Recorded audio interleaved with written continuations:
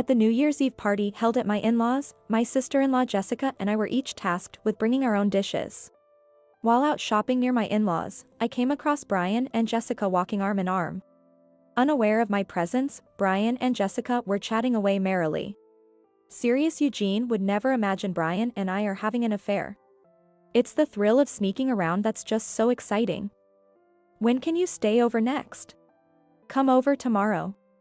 With a burst of vulgar laughter, Brian and Jessica disappeared into the crowd.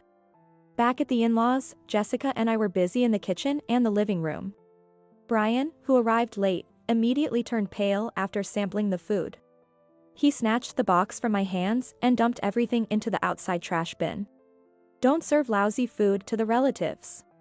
I retorted to Brian's yelling. I didn't make any of it, you know? What? I smirked inwardly. Now, how shall I expose them in front of the family? I'm Hope, a 50-year-old housewife. 25 years ago, I married Brian after being introduced by an acquaintance. The following year, we had our son Alex. Brian is a sales manager at a large corporation, earning well above the average salary. Brian's parents have always treated me like their own daughter, making me immune to mother-in-law conflicts.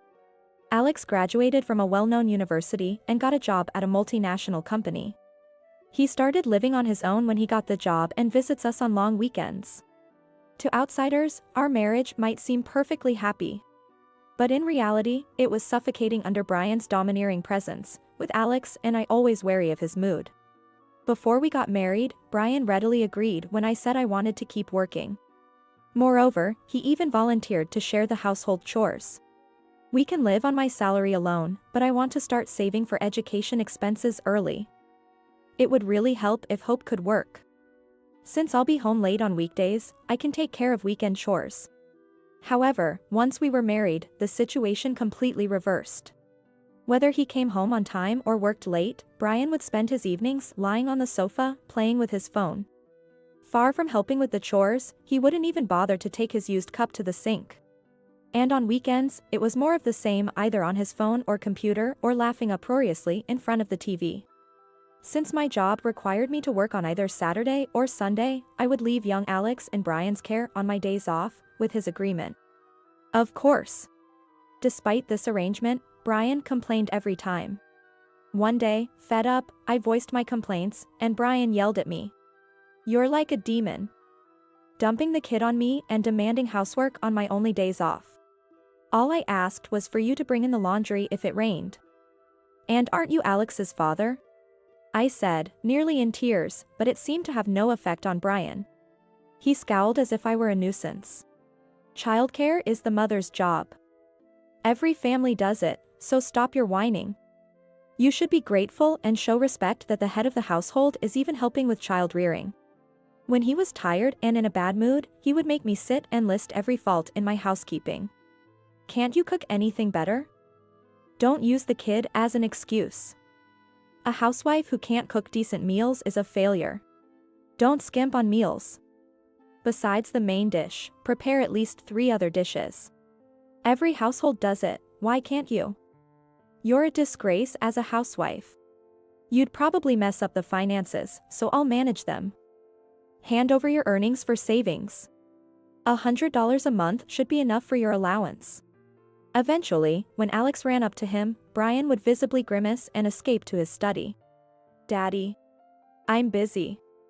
Go play with mommy. He'd shoo Alex towards me, busy with meal preparations. Even when I leave Alex with Brian on weekday evenings, he might help with meals and changing clothes, but he just sets Alex up with children's videos or TV. Never really engaging with him. Just play with him a little. I've been working until just now. Unlike a housewife who has all the time in the world, I'm busy. Let me rest at home. Do I look idle to you? Maybe you should get your eyes checked.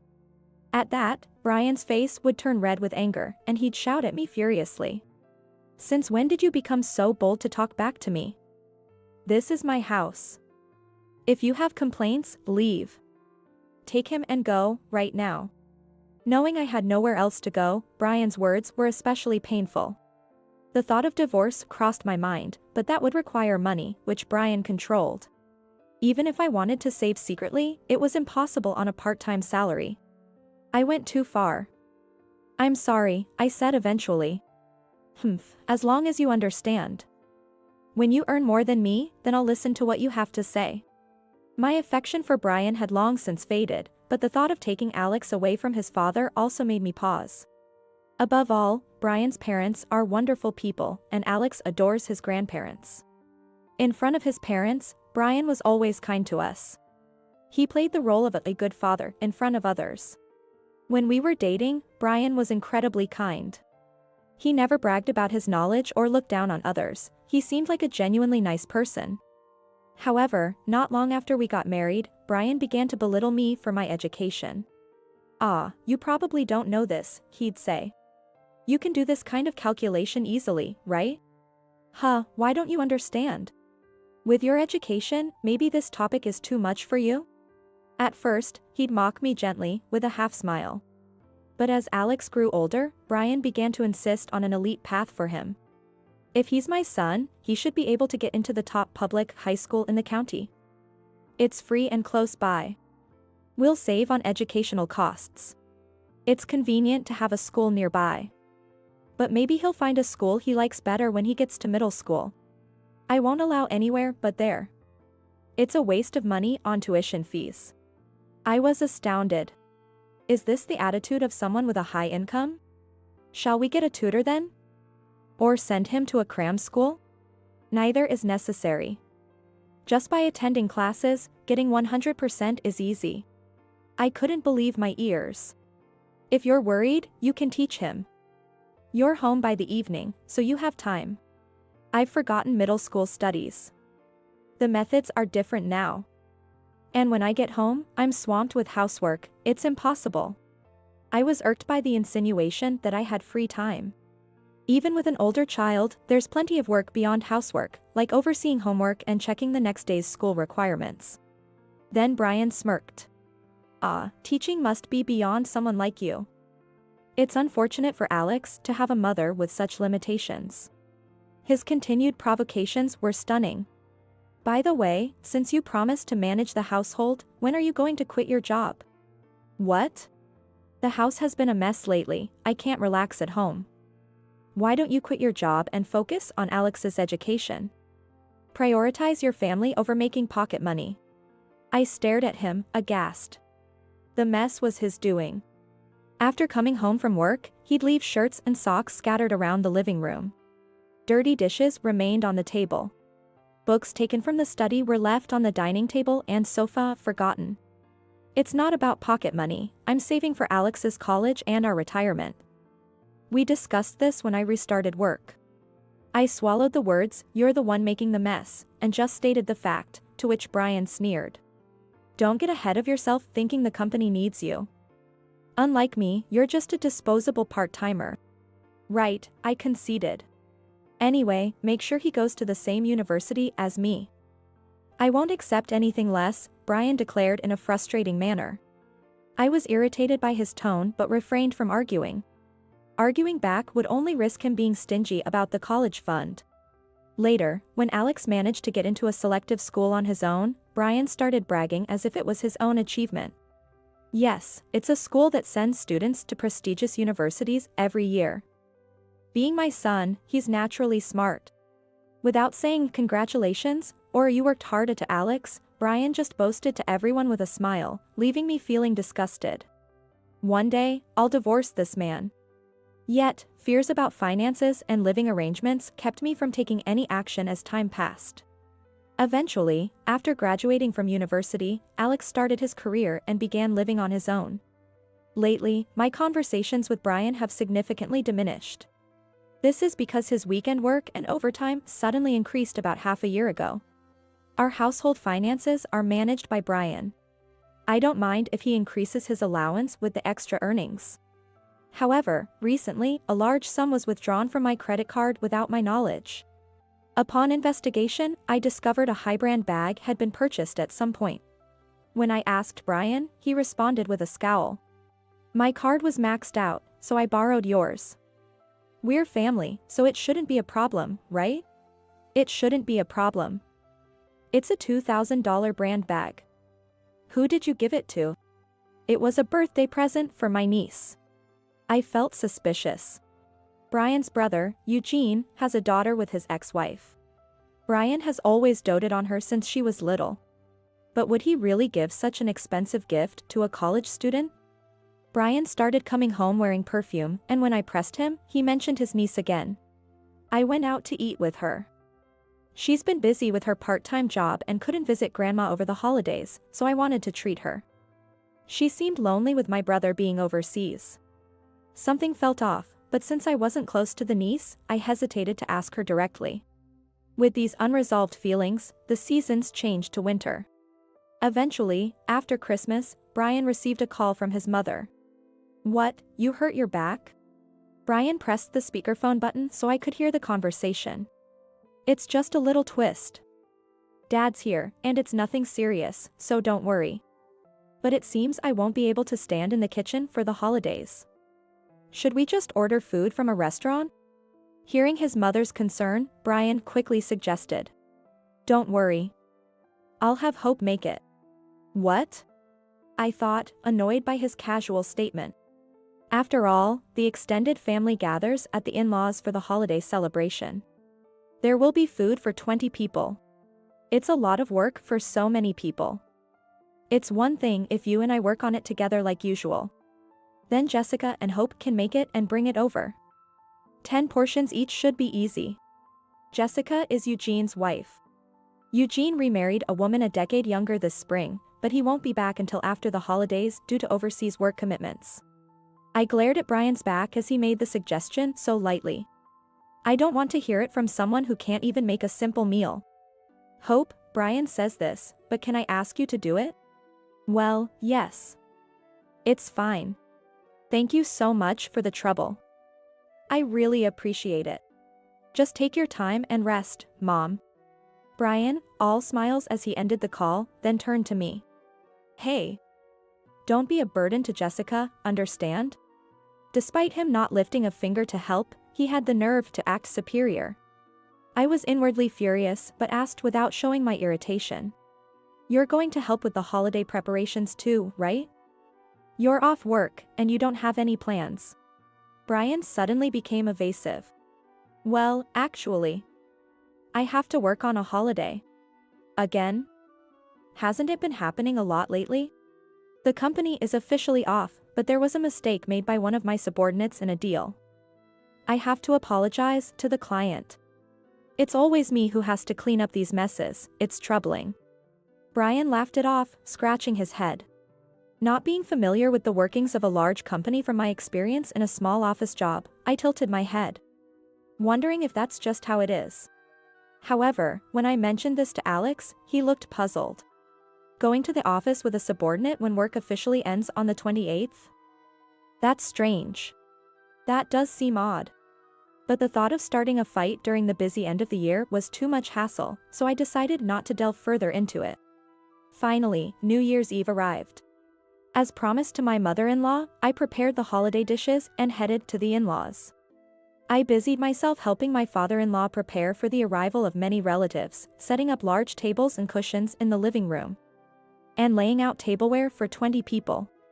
I was wondering when Jessica would arrive when a message came through on the family group chat. "Hope, Jessica will be a bit late." "Understood." "Oh, we've run out of whiskey. Shall I go buy some?" "Could you?" "That would be great. We have wine and beer, so take your time." "All right, I'll be off then." After greeting the relatives who had started to gather, I left my in-laws' house. There's a discount liquor store in the nearby bustling downtown area, so I decided to walk there instead of driving. As I walked through the crowded arcade, a familiar scent of perfume wafted towards me. Looking up, I saw Brian walking towards me, arm in arm with a woman, chatting and laughing. Completely engrossed in their conversation, Brian, wearing his hat low, didn't notice me at all. I stole a glance at the woman's face and was shocked. It was Jessica, of all people. Hope is such an idiot, coming from a lower-ranked university. It's so frustrating. Brian complained with a disgusted look. His loud voice echoed through the busy street. But Alex did so well, graduating from such prestigious high school and university. That's amazing. He really worked hard. Jessica responded in a cooing voice. He's my son, after all. It's natural. But it's embarrassing having such an uneducated wife. She doesn't know how to support her husband. And with no parents, her upbringing is poor too. I was furious. I couldn't stand being looked down upon by someone who always belittles others. So, Brian, why did you marry her then? I thought she'd be the type to obediently follow me. I wanted to outdo my brother since he only has one daughter, to produce an heir and show him. For such a reason. I was dumbfounded. Brian, your rivalry with Eugene is so obvious. Jessica giggled as they walked past me. I had stopped in my tracks without realizing it and stood to the side of the walkway, eavesdropping on their conversation so as not to block the passers-by. Jessica and Brian stopped on the other side of a vending machine, continuing their conversation while buying drinks. Eugene, being so serious, would never imagine Brian and I are having an affair. The thrill of sneaking around is just irresistible. When can you stay over next? Come over tomorrow. I'll be there. My wife believes anything if I say it's work-related. It's convenient she's so naive. Brian chuckled crudely, and they disappeared into the crowd. I trembled with rage. My suspicions were confirmed, they were indeed having an affair. And with his brother's wife, no less. They must have been mocking Eugene and me all along. Unforgivable. Just wait and see. I'll give them the most unforgettable holiday evening. Before returning to my in-laws, I had a stop to make, so I informed my mother-in-law and took a detour. When I arrived at my in-laws, Jessica was already there, preparing drinks and snacks in the kitchen with Brian's cousins and their children. Where's Brian? He's not here yet. Should be arriving soon, I guess? Right. It would be odd for them to arrive together, so they must have planned to visit separately. All the relatives had already arrived. The older men seated at the large table were flushed from drinking, loudly chatting and watching TV. I approached Jessica with a proposal. The thing is, that's fine with me. It might have been a mistake, but this could be a good chance to showcase my cooking to everyone. Can I transfer it into this decorative box? It's a shame to present such lovely dishes in plain containers. Yay! Thank you so much.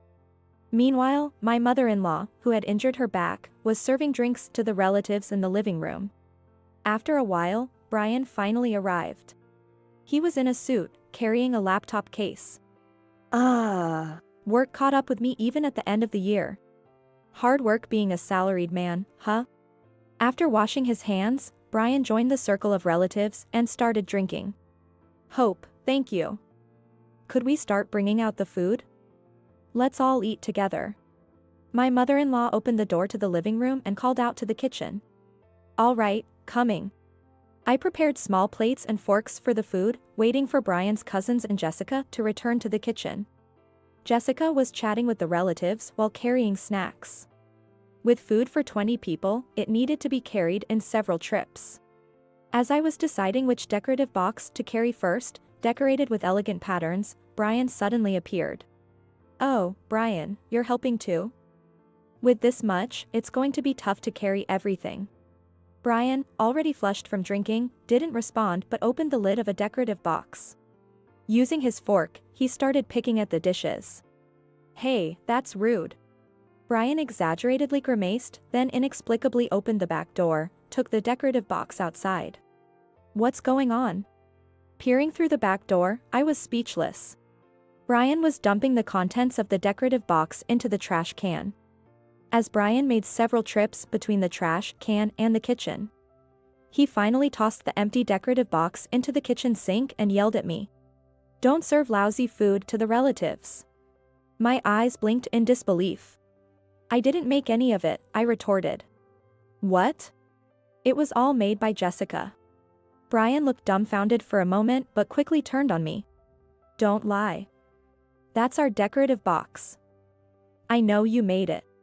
Well, what was that taste? Even pig slop is better. If you serve such terrible food, it's me and Mom who are embarrassed. You can't even make proper holiday dishes? What kind of wife? No, what kind of woman are you? Brian ranted furiously, but I calmly informed him. Your taste in food is seriously questionable. Jessica's dishes were delicious. Haven't you ever eaten her cooking? Well, we always eat out. Jessica didn't bring her own containers, so she used what was available. That's why I lent her ours. Brian's eyes widened. She was supposed to make half, but she accidentally prepared enough for 20. So, I gave her portion to Alex, told him to enjoy it with his friends. I explained carefully. Jessica wanted to show off her cooking skills to everyone, so I thought it was a good opportunity. You should have told me sooner. I smirked inwardly. Knowing Brian, who always criticizes my cooking, I anticipated he would complain if I switched the contents of the containers with Jessica's. I never imagined he'd throw it in the trash, though. Now, how shall I expose them in front of the relatives? This is going to be an interesting evening. Just then, Jessica arrived at the entrance, and I raised my voice. Can you believe it? Brian threw away all the dishes that Jessica made. The bottle of drink Jessica was holding dropped to the floor. Turning around at the sound, Brian's eyes widened as he saw Jessica's shocked expression. Brian, what do you mean by that? Jessica. Well. Brian fumbled for words. Tears started rolling down Jessica's cheeks. I ordered the ingredients directly from the producers, researched recipes, and spent an entire day making it. I was so excited to make delicious dishes for everyone to enjoy. And you threw it all away? Jessica's tearful plea made Brian scramble for an excuse. Sorry, I made a mistake. You know, I'm drunk. Don't use being drunk as an excuse. Didn't your parents teach you not to waste food when you were a child? Years of frustration exploded, and I snapped at Brian. You always act so superior to me and Alex, but when you're drunk, your true colors show. Brian started to speak but held back his complaints in front of Jessica. Probably because making a scene near the doorway to the room would carry the noise into the living room. But it was in vain. Sorry for serving dishes worse than pig slop. I'm just a failure as a woman, right? Jessica, sitting on the floor, burst into tears, and the relatives gathered around. What happened? What's going on? As I explained, my in-laws were appalled. My mother-in-law looked pityingly at the sobbing Jessica and sighed. I must have raised him wrong. I'm so sorry. My mother-in-law apologized to Jessica. The other relatives defended her and verbally attacked Brian in unison. Brian is 50, right? It's his responsibility. Brian, you need to take responsibility. You're not saying we have to celebrate the evening without dishes, are you? I stepped forward and appealed pitifully in front of Brian. I'm sorry. This happened because I switched the contents of the containers. Brian is actually very kind. Let me show you the proof right now. I took out my phone and pressed the play button on a recording. Brian was startled by the audio that played. Hope is such an idiot, coming from a lower-ranked university. It's so annoying. It was the conversation between Brian and Jessica that I had recorded earlier in the downtown area when I spotted them. Although there was background noise, their voices were clearly audible. Stop it. I mean, please stop. I'm begging you. Brian glared at me threateningly, but I ignored him and continued to play the audio. Eugene, being so serious, would never imagine Brian and I are having an affair. The thrill of sneaking around is just irresistible. Can I come over to stay again? Come over tomorrow. The conversation between the two echoed into the living room through the open doors. The room fell silent at the shocking conversation, and all the relatives turned their attention to Brian and Jessica. You two, taking advantage of Eugene being overseas to have an affair? This is... Brian stammered, trying to come up with an excuse.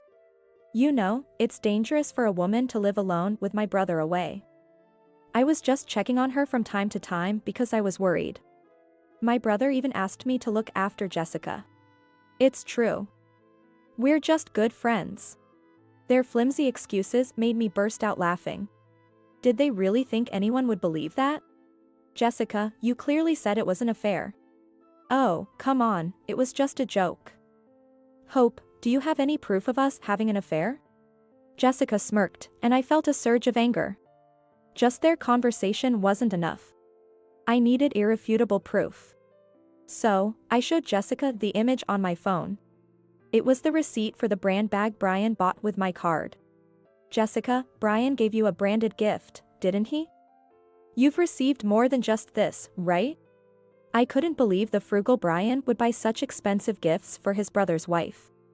Then Jessica smirked. Right. As friends, he gave me a birthday present. Have you never received a present from Brian, even though you're his wife? Wow. That's miserable. She laughed, shaking her shoulders. He's bought me lots of other things too. Brian will buy me anything if I ask. Right? Jessica looked up at Brian with a coquettish voice. Despite insisting they weren't having an affair, she seemed to be trying to assert dominance over me. However, Brian frowned and replied curtly. Huh? I plan to have everything returned later. What? Jessica was taken aback. I never said they were gifts. You said you wanted them, so I bought them. There's no way I'd use my hard-earned salary on someone else. Right. You even skimped on Alex's tuition fees. Jessica was dumbfounded as I nodded in agreement. What's that supposed to mean? You didn't say you'd pay back later? Jessica looked confused. That had to be a joke. No, I'm serious. Brian said with a straight face. I don't want to spend money on anyone but myself. Make sure to pay back half of everything, including the hotel stays we've shared. Giving Jessica anything for free doesn't benefit me at all. It must be around $30,000 in total, right? Jessica's face turned bright red. She lashed out in anger. Don't joke around. Why were you having an affair with me if that's how you feel? It's strange to hate spending money on a woman you like. It was to annoy my brother. Brian coldly retorted. It was fun secretly taking what belonged to my brother. You were somewhat my type, and when you came on to me, I thought I was lucky. Brian smirked. Anyway, make sure to pay back all the money spent. It's all noted in the household account book. You must be getting more than enough living expenses from my brother, right? Tears welled up in Jessica's eyes as she became rigid. That's terrible. I had an affair with Brian because I liked him. I never thought he was this kind of person. Screaming, Jessica grabbed her coat and bag. That's it, let's break up. I never want to see your face again.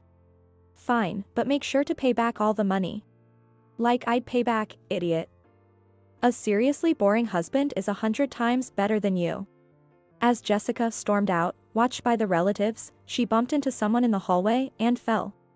Grasping the offered hand, she gasped as she stood up. Eugene. I'm back. It's lively this year too. Eugene, with a breezy smile, slowly surveyed Brian and the relatives with a look of disgust. You were talking about me, right? Go on. Bro, why'd you come back? I wanted to spend the holidays in America. Worked hard to finish everything and came back. Brian paled as Eugene smiled stiffly at him. It seems Jessica has been quite a help to you, Brian. As Eugene shifted his gaze between Brian and Jessica, she suddenly clung to him, pleading in a sweet voice. It's not my fault. He pressured me into it, I was reluctant. I didn't betray Eugene because I wanted to. Please believe me. Who was it that always complained about a husband who only thinks about work, has the worst taste in clothes, and only gives cheap gifts? I don't know anything about that. You must have made it all up. Eugene. He's harassing me like this because he can't compete with you in work or studies. I respect and love Eugene. You're not going to say we should divorce, right? Tears in her eyes, Jessica clung to Eugene as Brian, and the relatives watched in disbelief. Thanks to Eugene's income, Jessica lived a luxurious life and wouldn't want to lose that by getting divorced. In her attempt to protect herself, Jessica hurriedly tried to make excuses.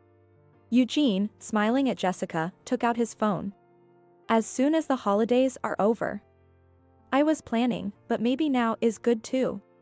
As Eugene scrolled through his phone, pictures of Brian and Jessica looking cozy appeared on the screen. They were snuggled up together, entering a hotel. Waiting at a traffic light, gazing at each other dreamily. A scene of them kissing as they got out of a car. Such images kept coming one after another. Eugene, when did you? When I came back to America the other day, I had a detective agency follow her. I wanted them to tail my wife as soon as I left America. Eugene explained casually. Every time I come back, there are more brand bags and accessories in the closet, but no purchase history on the family card. Naturally. I suspected an affair. Eugene shrugged, looking at Brian with cold eyes. But I didn't expect the other man to be my own brother. The usually gentle Eugene's tone was filled with fierce anger, silencing the room. There's more. Want to hear the conversations we recorded through the hotel room door? No. That's enough. Jessica replied in a barely audible voice. So, you'll agree to the divorce? Yes. Jessica slumped, and Brian, surprisingly, remained composed. Poor brother. The first wife said it was a mismatch, and the second one cheated. And his daughter's college is lower ranked. Brian sneered at Eugene. Compared to that, I produced an heir, and my son landed a job at a top company. Plus, my marriage is harmonious. I've won in life, brother. Are you an idiot? I couldn't help but express my disdain. Brian blinked in surprise as I half laughed. Of course, you're getting a divorce. And your son's education and job are his achievements, not yours. Of course. The relatives nodded deeply. Divorce? Over a single affair? Don't make a fuss. I won't accept it. Brian was met with disbelief, and the in-laws spoke up. Brian, you don't need to come to the gatherings from next year. Why? Because we're distancing ourselves from you. What? Distance from the son who produced an heir? You're joking. Brian smirked, but his face fell at the serious expressions of his in-laws. And so, the holiday at the in-laws' house was greeted with a somber atmosphere. For Brian and Jessica, it must have been a hell of an evening.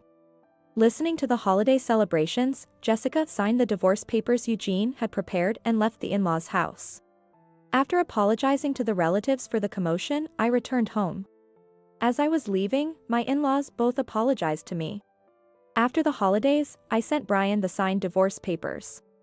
I took the apartment we had been living in, and Brian moved to a different apartment. After some resistance, Brian and Jessica reluctantly agreed to pay alimony, as demanded through a lawyer. Given Brian's high income, a substantial alimony wouldn't hurt him, or so I thought. Later, Eugene shared an unexpected story. Brian had been dabbling in investments without my knowledge. With almost no savings left, he had to borrow money to pay the alimony.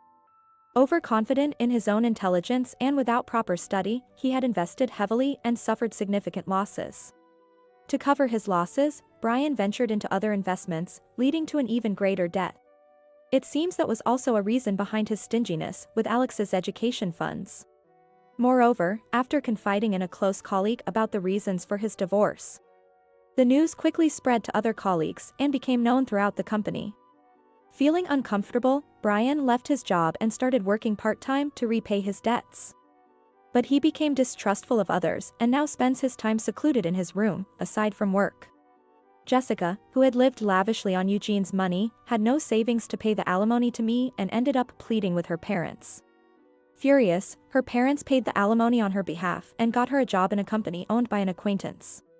Now, she is closely monitored in her personal life by the acquaintance and is made to work hard from morning till night. After the divorce, I live freely in a spacious apartment. With no one to nag about being perfect at housekeeping, I took the full-time employee conversion exam and started working as a full-time employee. I no longer have to endure snide remarks and can spend my money freely. It's a very refreshing feeling. In forward spirits, I plan to watch over Alex and spend the rest of my life meaningfully.